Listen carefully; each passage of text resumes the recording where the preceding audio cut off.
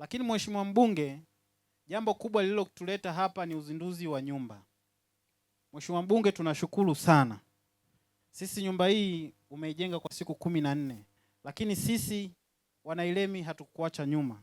Tumekuwa bega kwa bega na wewe kuhakikisha nyumba hii inajengwa.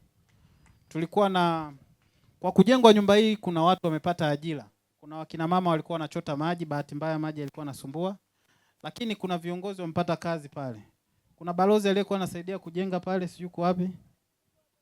Yuko pale, amepata ajira, ameajiriwa na mafundi wako. Kwa hiyo Mheshimiwa Mbunge, tunashukuru sana. Lakini kitu cha kipekee kabisa, Mheshimiwa Mbunge, nyumba hii watu wengi walizani haitafikia kwa haraka kiasi hicho. Sisi tunakupongeza sana na Mungu aendelee kukubariki sana. Kwa sababu sisi Wanailemi ndio wenye uhitaji huko, tuko wengi. Tunaomba pale utakapoendelea kubarikiwa basi utuendelee kutukumbuka.